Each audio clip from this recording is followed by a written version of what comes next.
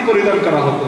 আবু মাহাজুরা বললেন, একদিন আমি বিশ্বনবী সাল্লাল্লাহু আলাইহি সাল্লামের সামনে যখন হাঁটু গেড়ে বসেছিলাম, তখন বিশ্বনবী সাল্লাল্লাহু আলাইহি সাল্লাম আমার মাথার উপর হাত বুলিয়ে দিয়েছিলেন।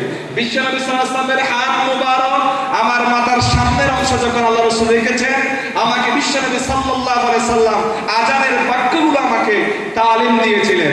এই দিন থেকে আমি নিয়ত করেছি, আমি বিশ্বনবীর নূরানি হাত মুবারক যে আমার চুলে লেগেছে, আমি মৃত্যু পর্যন্ত এই চুলগুলো আর কাটবো না। বিশ্বনবীর হাত যেখানে লেগেছে এই চুল নিয়ে আমি কবরে যেতে চাই। সুবহানাল্লাহ। এগুলা হুব্বে রাসূল। সিরাতুল নবীর আশিকদেরকে এইভাবে হতে হবে।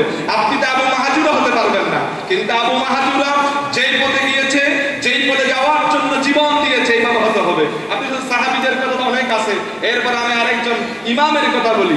আমরা যে 4 ইমামের কথা বলি, ইমাম মালিকের জীবনে ঘটনা আছে।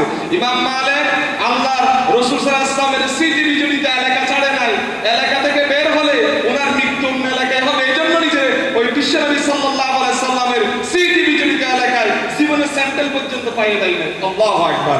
সম্মানিত উপস্থিতি, এগুলো হচ্ছে হুব্বে রাসূল। এইভাবে যদি আপনি দেখেন সাহাবায়ে কেরামদের, আমরা যদি এখন একজন সাহাবীর কথা বললাম, আরেকজন ইমামের কথা বললাম, এভাবে দেখেন আমাদের শাহ হুজুর কেবলা এই জমিনের মধ্যে, এই দক্ষিণ এই অঞ্চলের মানুষগুলোর কাছে বিশ্বনবীর সিরাত হুব্বে রাসূল মানুষের কাছে পৌঁছে দেওয়ার জন্য রাসূল করিম সাল্লাল্লাহু আলাইহি সাল্লামকে যে ভালোবাসা, ঈমানের একটি অবিচ্ছেদ্য অংশ, এই কথা মানুষের কাছে পৌঁছে দেওয়ার জন্য আমাদের মরহুম মগফুর শাহ হুজুর কেবলা সেই কাজ, সেই হেদমত তিনি জীবিত থাকা অবস্থায় থেকে পর্যন্ত তিনি করে গেছেন। তার উত্তরসূরিরা আমাদের আব্দুল মালিক দিনার ইবনে আজাদ ভাই এই কাজগুলো আঞ্জাম দিয়ে যাচ্ছেন, ব্যবস্থাপনার কাজে নিয়োজিত আছেন। আমাদের শ্রদ্ধাভাজন আমাদের উস্তাদের এই কথা বলতে সম্মানিত উপস্থিতি, আসুন এখানে উলামা ইকরামদেরকে সামনে রেখে এগুলো কথা বলা মানায় না, বলতে কম আছে। সর্বশেষ আজকে প্রস্তুতি সভা, প্রস্তুতিমূলক যে কথা এখন থেকে আমাদেরকে শুরু করতে হবে।